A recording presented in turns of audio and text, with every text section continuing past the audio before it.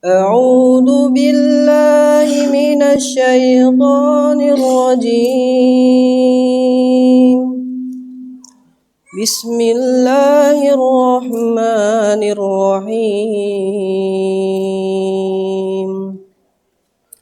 إنا فتحنا لك فتحا مبينا ليغفر لك الله ما تقدم من ذنبك وما تأخر ويتم نعمته عليك ويهديك صراطا مستقيما وينصرك الله نصرا عزيزا هو الذي أنزل السكينة في قلوب المؤمنين ليزدادوا إيمانا مع إيمانهم ولله جنود السماوات والأرض وكان الله عليما حكيما ليدخل المؤمنين والمؤمنات جنات تجري من تحتها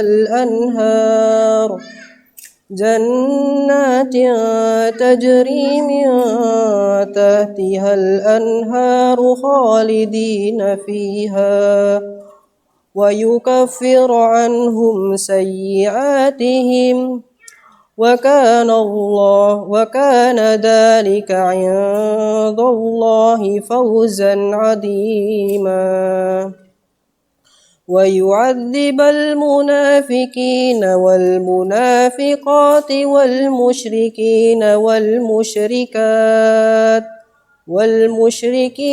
والمشركات الظانين بالله ظن السوء عليهم دائرة السوء وغضب الله عليهم ولعنهم وأعد لهم عذاب جهنم وساءت مصيرا صدق الله العظيم والسلام عليكم ورحمة الله وبركاته.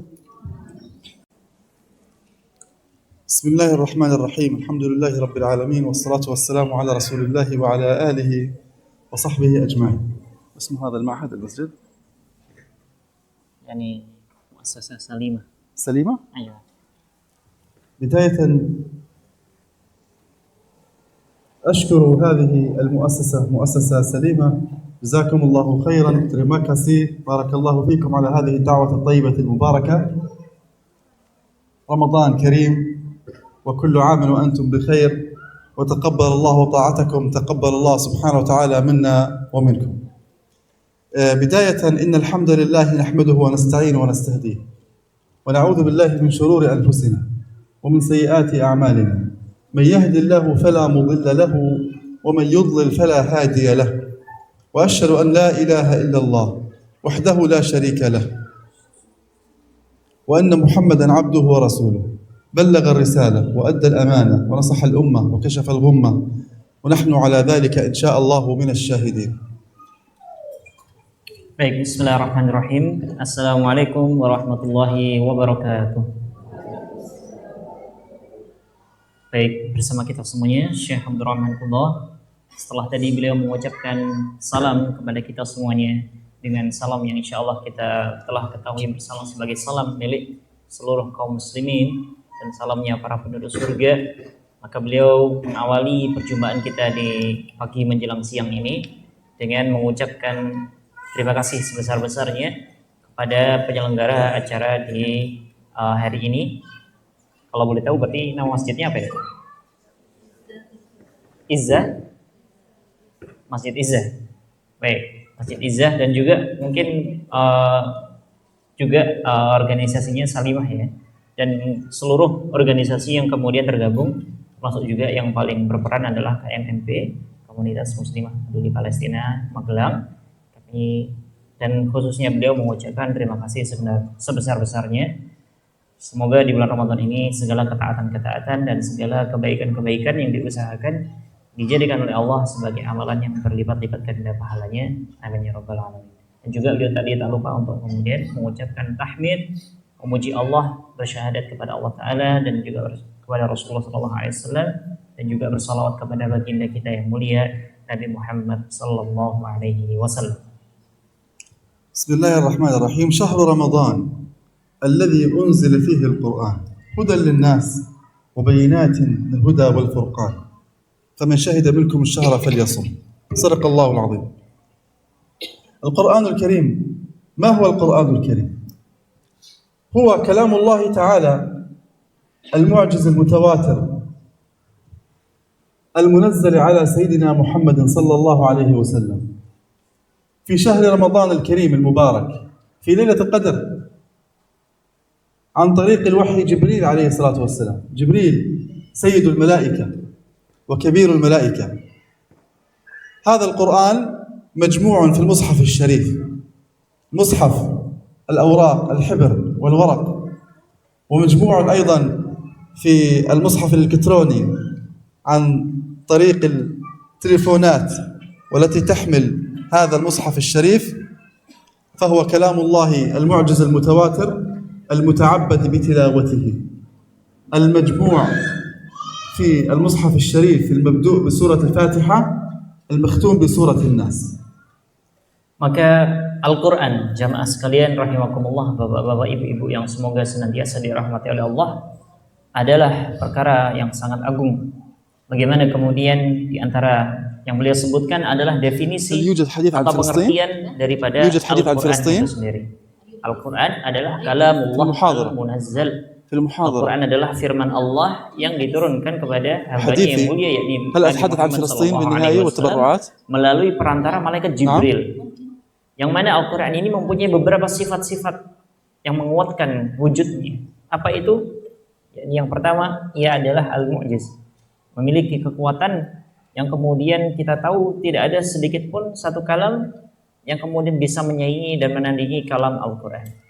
Kemudian juga ia adalah al-mutawatir, diriwayatkan secara periwayatan yang teratur, turut, sampai-sampai kemudian tidak ada sama sekali pun setelah kemudian di situ terdapat kepalsuan dan hal-hal yang kemudian bisa menyelewengkan originalitas daripada Al-Quran. Kemudian ia juga al-muta'abbad bitilawatihi. Ia adalah ketika dibaca akan mendatangkan pahala dan akan kemudian mendatangkan kedekatan kepada Allah Ta'ala. Tidak ada satupun bacaan di atas muka bumi ini yang mana ketika kita baca huruf per hurufnya akan mendatangkan pahala kecuali hanya Al-Quran saja.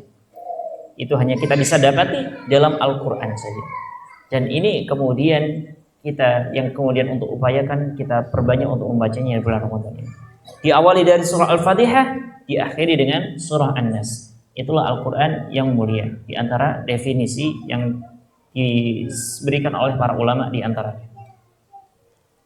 عندما أقول كلام الله، ما الذي خرج من هذا التعريف؟ خرج كلام البشر، كلام الجن، كلام كل من هو غير الله سبحانه وتعالى، كلام الملائكة، كلام كل شيء يخرج. عندما أقول كلام الله فقط كلام الله سبحانه وتعالى، خرج كل شيء، كل كلام عدا كلام الله سبحانه وتعالى. وعندما أقول المعجز الذي تحدى الله به الإنس والجن، الإنس والجن تحداهم على 3 مراحل. المرحلة الأولى فليأتوا بحديث مثله. المرحلة الأولى تحدى الإنس والجن أن يأتوا بمثل هذا القرآن الكريم كاملا، فعجزوا، عجز الإنس وعجز الجن عن الإتيان بمثل القرآن الكريم. في المرحلة الثانية تحداهم ب10 سور، فليأتوا ب10 سور مفتريات، 10 سور،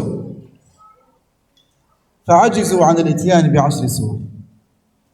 وبقيت المرحلة الثالثة.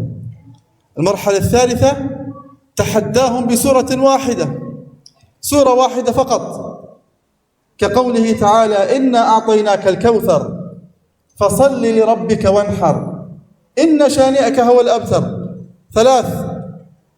آيات فقط قصيرة من قصار السور عجزوا عن الإتيان بآيات قصيرة. Maka Al-Quran ketika dikatakan ia adalah firman-Nya Allah, ucapannya Allah yang mulia, maka keluar dari definisi tersebut atau kita palingkan ke ucapan-ucapan selain daripada ucapannya Allah. Bukan ketika membicarakan Al-Quran maka kita tidak sedang membahas ucapannya manusia, kita tidak sedang membahas ucapannya para nabi dan rasul, para malaikat, bahkan orang-orang yang di bawah levelnya mereka. Al-Quran hanyalah kalamullah saja, kalamullah yang kemudian diturunkan. Maka kita memalingkan dan kita kemudian kecualikan darinya ucapan-ucapan selain ucapannya Allah.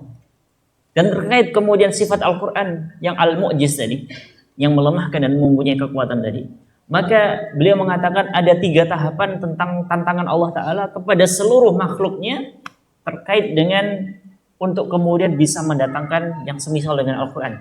Bagaimana kemudian Allah Ta'ala katakan, sekiranya seluruh kemudian jin dan manusia itu berkumpul satu persatu, menjadi satu, menjadi kemudian satu kekuatan yang kuat untuk kemudian mendatangkan Al-Quran atau yang semisal dengannya, maka tidak akan pernah bisa dan tidak akan pernah mampu sama sekali. Ini kemudian yang pertama, yang Allah tantang pertama. Kemudian tantangan kedua kata Allah, kalau masih belum bisa, bikin satu Al-Quran atau bikin kemudian satu mushaf, bikin satu kemudian yang semisal nih, serupa dengan Al-Quran satu utuh seperti ini. Kalau nggak bisa ya udah deh, 10 surat aja, coba bikin. Coba silahkan bikin dan silahkan kemudian tulis atau kemudian kalian silahkan perbuat apa terserah. Yang penting kalian bikin yang semisal dengan Al-Quran 10 surat saja. Coba bisa atau tidak? Ditantang oleh Allah secara langsung dalam Al-Quran dengan tegas. Masih belum bisa juga, ya sudah kalau gitu 1 surat saja. Kalau 10 belum bisa, sudah 1 saja. Dan ternyata tidak ada yang bisa. Sekalipun 1 surat, bahkan 1 ayat sekalipun tidak pernah bisa. Itulah makna al-mu'jiz. Al-Quran punya, tidak ada tandingannya dalam masalah ini. Karena Al-Quran bersumber langsung dari kalamullah, kalam pencipta kita. Maka tidak akan ada pernah sama sekalipun tandingannya. Tidak akan pernah sama sekali ada tandingan yang semisal dengan kalamullah. Satu syair yang paling indah sekalipun, syair yang kemudian paling kemudian membuat menangis sekalipun, tidak akan ada yang bisa menandingi Al-Quran sebagai kalamullah. Itulah makna diantaranya al-mu'jiz.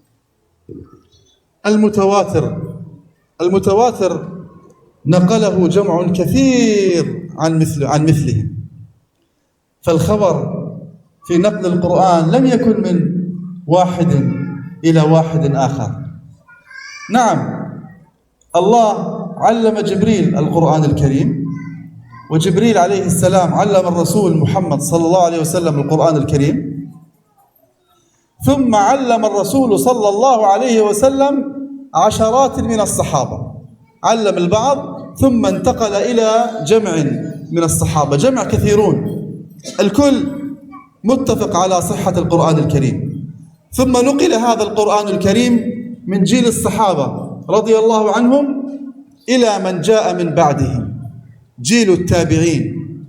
الصحابي هو كل من عاش مسلما مع رسول الله صلى الله عليه وسلم ومات على الإسلام، والتابعي هو كل من عاش مع الصحابي مسلما ومات على الإسلام. فالقرآن نقله جمع كثير عن جمع مثلهم من جيل إلى جيل حتى وصل القرآن الكريم إلينا إلى جيلنا. الكل متفق على كل حرف، كل حرف في القرآن الكريم متفق عليه، كل شيء، كل ما في القرآن الكريم، كل ما في المصحف متفق عليه. سور القرآن الكريم لم تتغير، لم تتبدل، كلام الله لا يتغير ولا يتبدل. قال تعالى إنا نحن نزلنا الذكر وإنا له لحافظون. Maka di antara juga tadi definisi Al-Quran itu adalah Al-Quran itu punya sifat al-mutawatir. Apa itu al-mutawatir jamaah sekalian Bapak Ibu rahimakumullah? Al-mutawatir itu adalah ketika sebuah sesuatu, kemudian sebuah kabar itu diriwayatkan dari satu generasi ke generasi berikutnya oleh orang yang banyak, dan semua orang yang banyak ini semuanya mauthukun, terpercaya. Maka kalau ada sebuah kabar misalnya, kita mengetahui sebuah kabar misalnya, kabar ini kemudian didengarkan oleh si A, fulan, sampai kemudian fulannya 10 misalnya. Dan semua kita tahu fulan dari fulan 1 sampai fulan 10 tersebut itu adalah semuanya orang yang jujur. Maka fulan 10 tadi meriwayatkan kepada 10 lagi di bawahnya. 10 lagi di bawahnya ini ternyata juga orang yang jujur. Begitu seterusnya sampai ke bawah, maka itu adalah makna mutawatir. Maka lantas kalau kemudian timbul pertanyaan, kalau gitu Syekh, bukankah kemudian Al-Quran itu pertamanya diturunkan oleh Allah kepada malaikat Jibril? Itu bukannya satu persatu. Kemudian malaikat Jibril kepada Rasulullah satu persatu. Iya. Bukankah kemudian dari Allah ke malaikat Jibril ada tentu sudah pasti terpercaya. Kemudian Jibril ke Rasulullah sudah pasti terpercaya. Maka Rasulullah kemudian menukilkannya, meriwayatkannya kepada para sahabat, yakni belasan sahabat menukilkannya atau meriwayatkannya, mengabarkannya tentang Al-Quran tersebut kepada sahabat-sahabat yang lain yang di bawahnya yang lebih junior, baru kemudian ke para tabi'in yang lebih banyak lagi, semuanya terpercaya, orang tersebut semuanya jujur, orang yang kemudian meriwayatkan tersebut semuanya kredibel, tidak pernah terkenal berbohong dan lain sebagainya, sampai kepada kita riwayat Al-Quran tadi. Maka inilah orisinalitas atau keaslian Al-Quran ini terjaga dengan mata rantai sanad tersebut. Maka tidak akan pernah kita dapati Al-Quran itu huruf-hurufnya kemudian ada satu mushaf dengan mushaf yang lain beda. Kalau mungkin misalnya riwayat bisa jadi beda. Riwayat yang satu dengan riwayat yang lain beda. Tapi kalau misalnya huruf-hurufnya di situ kemudian cetakan yang ini dengan yang lain itu berbeda, maka kita tidak akan pernah mendapati. Kalau misalnya ada salah cetak, maka Allah masih menjaga hal tersebut di hati para penghafal Al-Quran. Allah masih menjaganya dengan baik, dengan kemudian terjaga dengan murni di hati para penghafal Al-Quran. Dan Allah juga telah berjanji bahwasanya Allah sendiri yang akan menjaga Al-Quran ini. Inna nahnu nazzalna dzikra wa inna lahu lahafidun. Sungguh kami yang akan kemudian menurunkan Al-Quran ini. Sungguh kami yang telah menurunkan Al-Quran ini dengan sebenar-benarnya penurunan, dan sungguh kami yang akan menjaganya sendiri. Bagaimana kemudian jaminan tersebut datang langsung dari Allah Ta'ala yang telah menukilkan kalam Allahnya. Maka penjagaan Al-Quran kita wajib imani, kita wajib yakini akan selalu ada sampai sepanjang masa. Keasliannya, kemudian orisinalitasnya Allah jaga di hati-hati para penghafalnya, itu akan selalu ada di setiap masa. Maka jangan khawatir.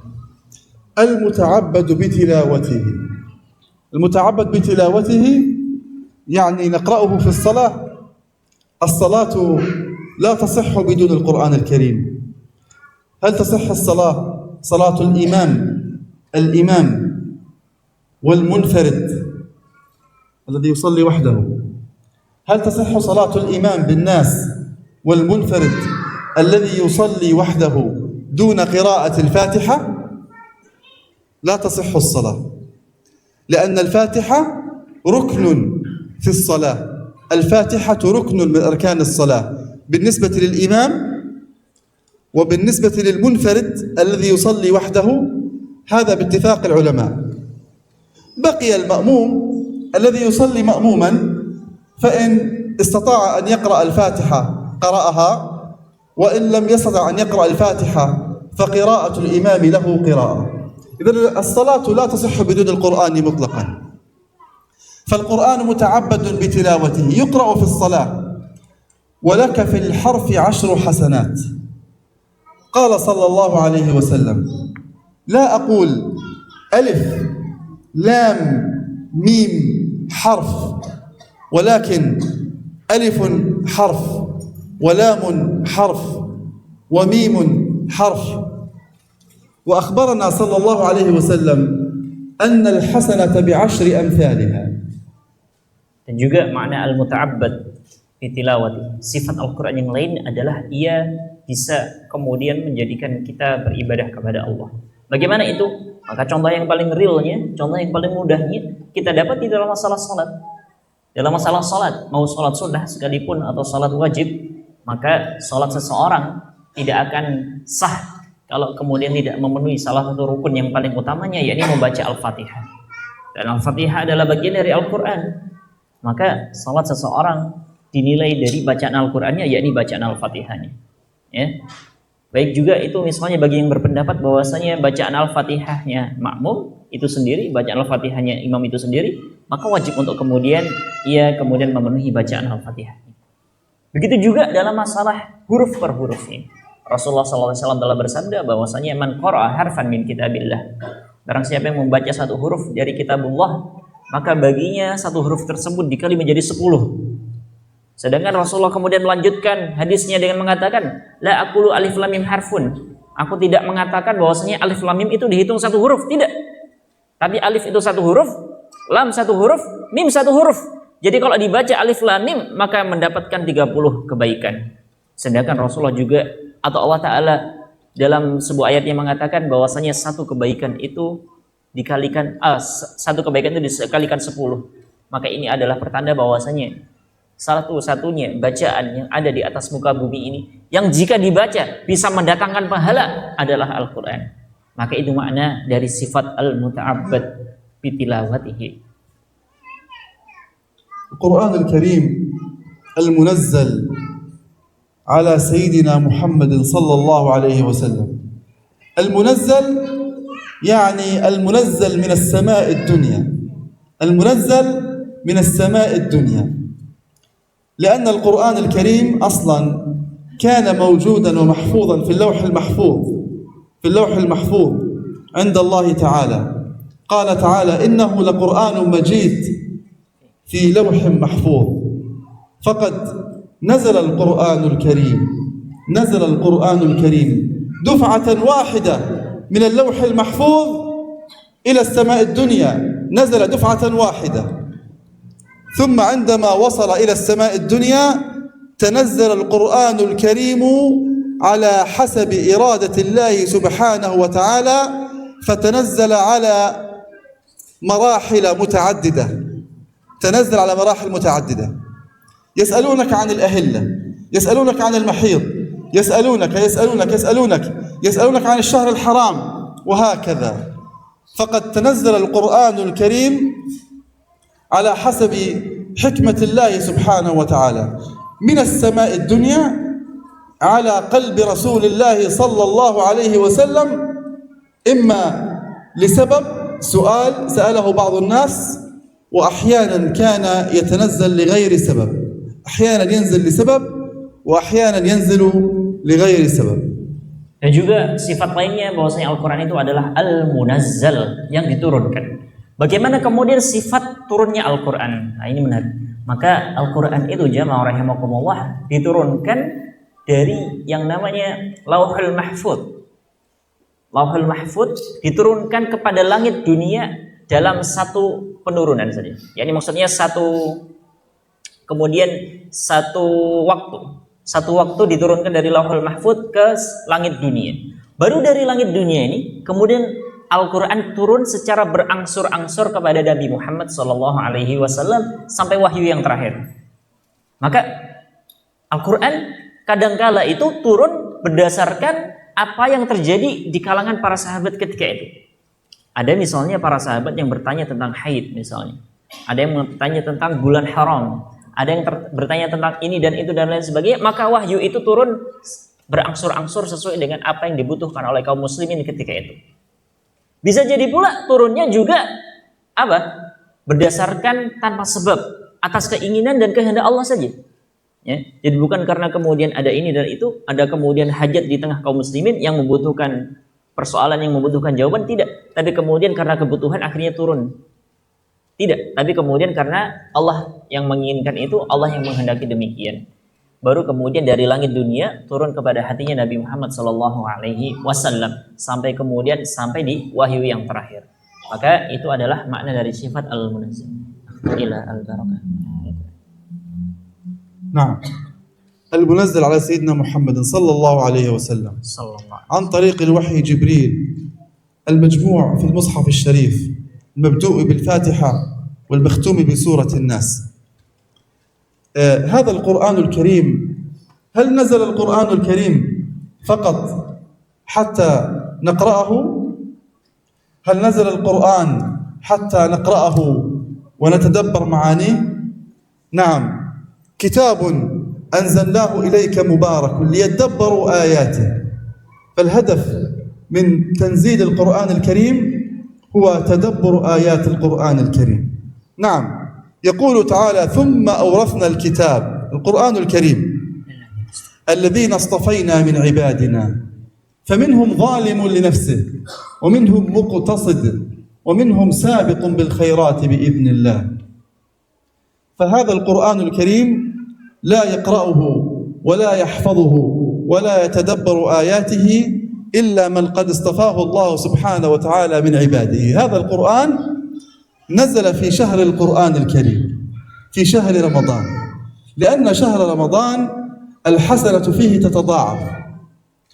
فنعم، الرسول صلى الله عليه وسلم قال: ألف لام ميم، ألف حرف ولام حرف وميم حرف، لكن الألف ب10 حسنات، اللام ب10 حسنات، الميم ب10 حسنات، ولكن في شهر رمضان تتضاعف الأجور كثيرا، من 10 إلى 20 إلى 100 إلى 700 ضعف، والله يضاعف لمن يشاء، وهذا لبركة الزمان.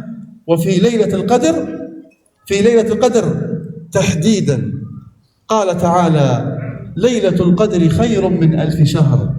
في ليلة القدر كأنك قد عشت 83 عاما. ليلة القدر خير من 1000 شهر، كأن عمرك أكثر من 83 عاما. الحسنة التي تفعلها في ليلة القدر كأنك فعلتها في 83 عاما، لقوله تعالى: ليلة القدر خير من 1000 شهر. إنا أنزلناه في ليلة مباركة، والليلة المباركة هي ليلة القدر، جعلها الله لكي تتضاعف لنا الحسنات، لأن الأمم السابقة كانوا يعيشون 100 و200 و1000 عام، لكن أمة محمد صلى الله عليه وسلم أعمارنا قصيرة بين 60 و70، فجعل الله لنا هذه المحطة حتى تتضاعف لنا الأجور والحسنات، فنلحق إن شاء الله سبحانه وتعالى، فنلحق بدرجات السابقين من قبلنا من المؤمنين الصالحين الذين عاشوا مئات السنين. Maka Al-Quran ini jamaah rahimakumullah turun bukan hanya sekedar kemudian hanya sekedar kita lihat dan kita saksikan saja, tapi tentunya patut untuk kita baca dan kita tadabburi makna-maknanya serta isinya, lebih lagi untuk kemudian kita amalkan. Betapa banyak kemudian perintah-perintah Allah untuk kemudian mentadabburinya, banyak kemudian perintah-perintah Allah dalam Al-Quran untuk kemudian mentadabburi dan merenungkan isi-isi daripada Al-Quran. Maka Al-Quran ini turun di bulan yang mulia yang sedang kita berada di dalamnya sekarang, bulan Ramadan.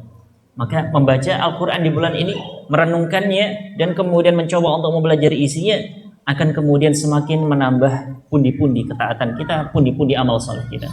Betapa kemudian ketika bulan Ramadan Allah kemudian jadikan seluruh ganjaran amalan itu berlipat-lipat gandanya. Satu bacaan maka bisa jadi sampai kemudian beratus-ratus bahkan lebih daripada itu ganjaran yang Allah Ta'ala berikan kepadanya. Maka Al-Quran inilah yang kemudian menjadi tonggak untuk kemudian kita patut untuk kemudian belajar dan mempelajari isi daripadanya. Dan Al-Quran inilah yang kemudian diturunkan di bulan di mana di dalamnya terdapat satu malam yang malam ini lebih utama daripada 1000 malam. Bayangkan, Allah Ta'ala mengetahui bahwasanya umur daripada umatnya Nabi Muhammad itu rata-rata berada pada usia 60-70 tahun. Tadi Allah hadirkan yang namanya Lailatul Qadar. Sebagaimana ayat yang kita hafal bahwasanya Lailatul Qadari khairun min alfi syahr. Lebih baik daripada malam 1000 bulan. Kalau dihitung dengan kalkulasi maka 1000 bulan itu setara dengan 83 tahun. Bisa jadi umur kita tidak sampai ke umur demikian, tidak sampai kemudian 80 tahun. Tapi dengan menjumpai satu malam dan bertepatan dengan yang Allah takdirkan turun Lailatul Qadar di dalamnya, maka kita telah beribadah seakan-akan beribadah selama 83 tahun. Maka bayangkan bagaimana jika kemudian kita bertepatan dengan malam tersebut, kita sedang melakukan ketaatan yang sangat banyak. Kita melakukan membaca ayat yang sangat banyak, kita melakukan sholat malam yang sangat banyak, maka seakan-akan dilipat gandakan sebagaimana kita beribadah 83 tahun dan seterusnya. كان رسول الله صلى الله عليه وسلم أجود الناس أجود الناس أكثر الناس كرما وإكراما، كان أجود الناس صلى الله عليه وسلم، وكان أجود ما يكون فيه في رمضان عندما كان يأتي إليه جبريل عليه السلام فيدارسه القرآن في كل ليلة، فكان رسول الله صلى الله عليه وسلم لهو أجود من الريح المرسلة من شدة كرمه، كان كالريح المرسل. وبقي الرسول صلى الله عليه وسلم يتنزل عليه جبريل يدارسه القرآن، ينزل عليه جبريل يدارسه القرآن الكريم في رمضان في كل عام مرة، إلا في عام وفاته. في عام وفاة الرسول صلى الله عليه وسلم نزل عليه جبريل عليه السلام مرتين، وكأنه فهم الرسول صلى الله عليه وسلم، كأنه فهم من نزول جبريل عليه مرتين أنه سوف يموت، فكان صلى الله عليه وسلم يوصي بالقرآن الكريم تلاوة وحفظا وقراءة. والله سبحانه وتعالى يقول في القرآن الكريم: ورتل القرآن ترتيلا. Maka Rasulullah SAW, Bapak Ibu jamaah sekalian rahimakumullah, mempunyai kepribadian yang sangat dermawan. Dan kedermawanan ini, kata hadis Aisyah radhiyallahu anha, bahwasanya kedermawannya Rasulullah ini lebih lagi ketika datang bulan Ramadan. Rasulullah di bulan-bulan selain Ramadan itu sudah menjadi orang yang paling dermawan. Terlebih lagi ketika masuk bulan Ramadan, maka beliau kedermawannya lebih daripada biasanya.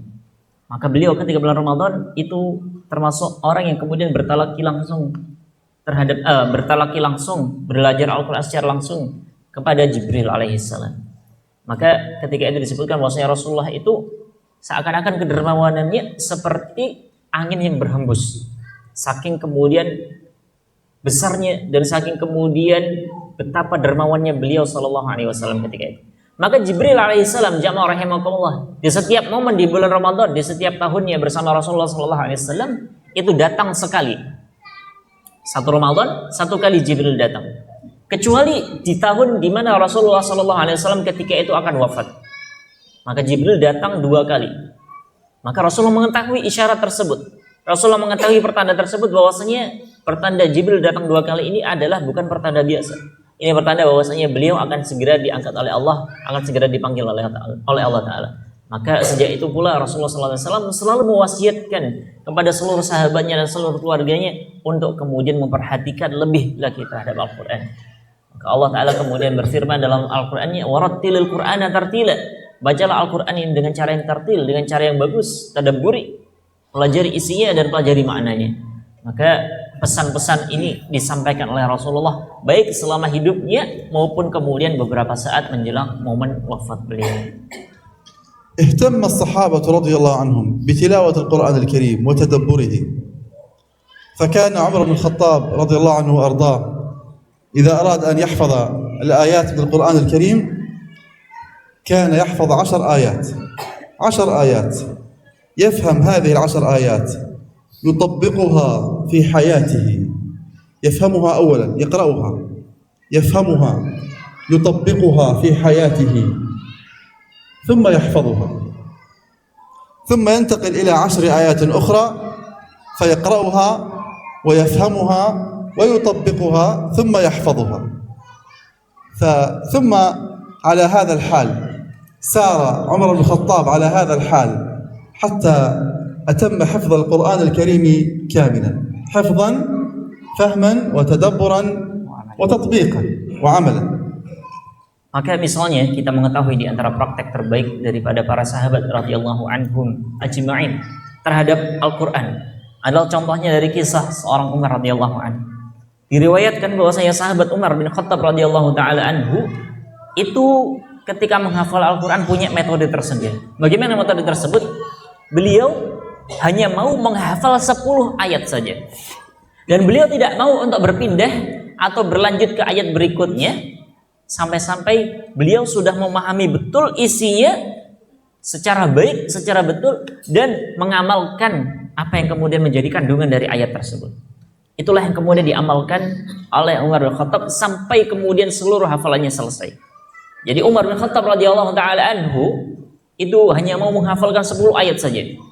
Beliau pelajari isinya sampai betul, beliau pelajari isinya dan tanyakan kepada para sahabat yang ahli. Kemudian beliau dalami maknanya, baru kemudian beliau amalkan. Baru setelah beliau berhasil mengamalkan, baru beliau kemudian beralih ke 10 ayat berikutnya. Begitu seterusnya sampai kemudian beliau selesai. Itulah di antara kemudian yang bisa kita dapatkan di antara praktek para sahabat. Mereka meniru Rasulullah SAW dalam prakteknya terhadap Al-Quran Al-Karim. وهذا عثمان بن عفان ثالث الخلفاء الراشدين.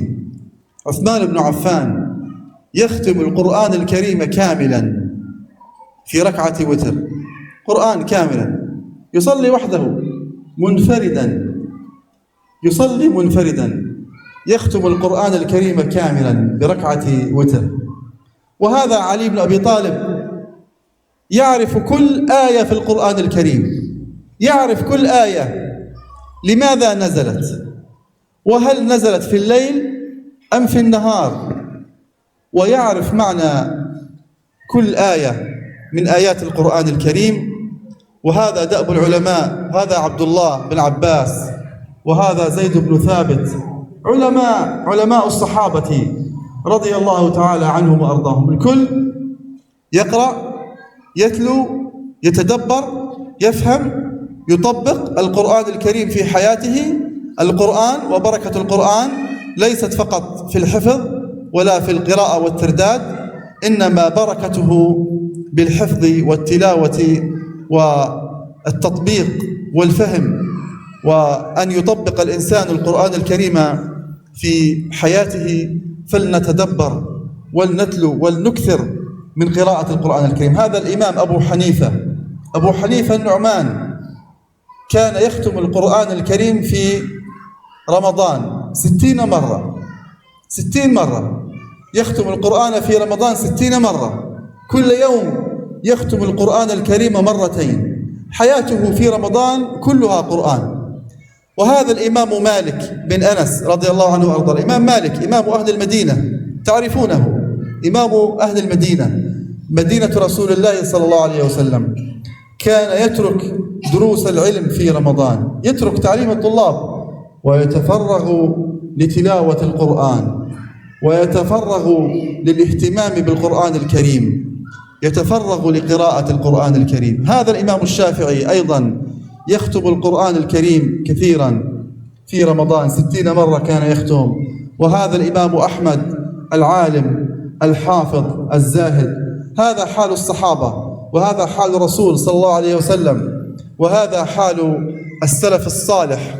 وأنتم إن شاء الله سبحانه وتعالى بهم لاحقون. أسأل الله لنا ولكم القبول، وأن يعنا على تلاوة القرآن الكريم حفظا وفهما وتلاوة وتطبيقا وتدبرا.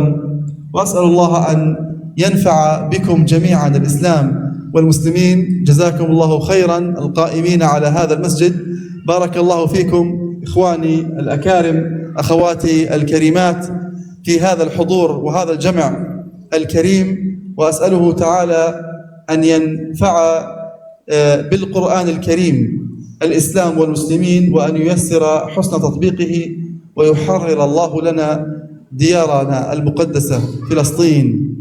أسأل الله أن يحرر لنا ديارنا المقدسة فلسطين، وأن يحكم فينا كتابه وسنة نبيه محمد صلى الله عليه وسلم.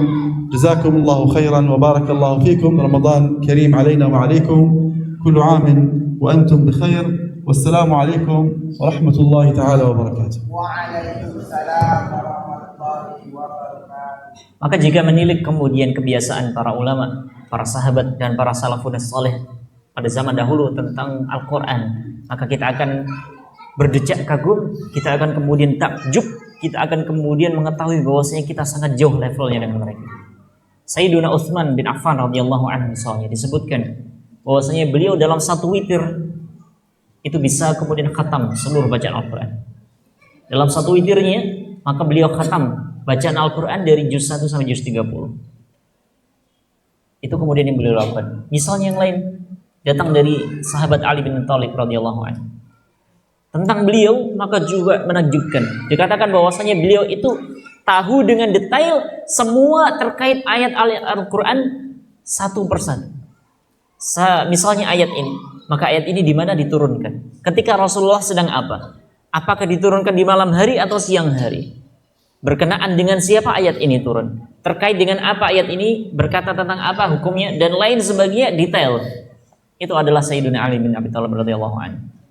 Dan juga sahabat-sahabat yang lainnya, Zaid bin Sabit atau juga Abdullah bin Abbas radhiyallahu anhuma, dan seluruhnya. Maka kita akan kemudian ketika mempelajari sirah mereka dan mempelajari bagaimana interaksi mereka dahulu dengan Al-Quran, kita akan semakin menambah kekaguman kita. Dan juga bagaimana kemudian ulama-ulama yang datang setelah zaman-zaman beliau yang mulia, bagaimana kemudian Imam Mazhab, Imam Abu Hanifah, Imam Syafi'i, Imam Malik dan lain sebagainya, itu kemudian sangat-sangat punya perhatian yang lebih dalam Al-Quran. Imam Malik misalnya contohnya, beliau itu punya kebiasaan atau punya majelis khusus masalah hadis. Beliau meriwayatkan hadis yang dihadiri oleh ribuan murid. Jadi beliau punya kitab Muwatta dan beliau punya majelis hadis khusus. Ketika datang bulan Ramadan, maka beliau sengaja tinggalkan majelis hadisnya hanya khusus untuk kemudian bisa berinteraksi dan punya waktu yang lebih untuk bersama Al-Quran. Atau Imam Syafi'i misalnya, beliau ketika Ramadan maka beliau bisa menghatamkan kurang lebih 60 kali. Sungguh capaian yang sangat di luar nalar yang kemudian tidak terpikirkan oleh kita manusia biasa pada zaman kita sekarang. Maka membaca sejarah mereka, membaca dan mempelajari bagaimana kehidupan mereka dahulu para ulama kita dengan Al-Quran, seharusnya bukan hanya menambah kekaguman saja, tapi juga menambah semangat kita juga. Maka para ulama kita dahulu, para sahabat dan semua salafus saleh ketika berhadapan dengan Al-Quran tidak lepas dari perkara membacanya, mempelajari isinya, mentadabburinya, dan yang paling penting adalah mempraktikannya dan mengamalkannya.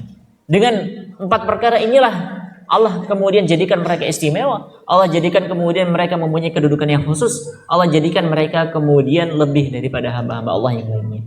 Semoga di bulan yang mulia ini, di sisa-sisa hari yang tersisa dari bulan yang mulia ini, Allah jadikan kita terbetik untuk kemudian mempunyai kesadaran yang lebih terhadap Al-Quran. Allah jadikan kita di antara hamba-hambanya yang kemudian mau mentadabburinya dan kemudian belajar isinya serta mengamalkannya.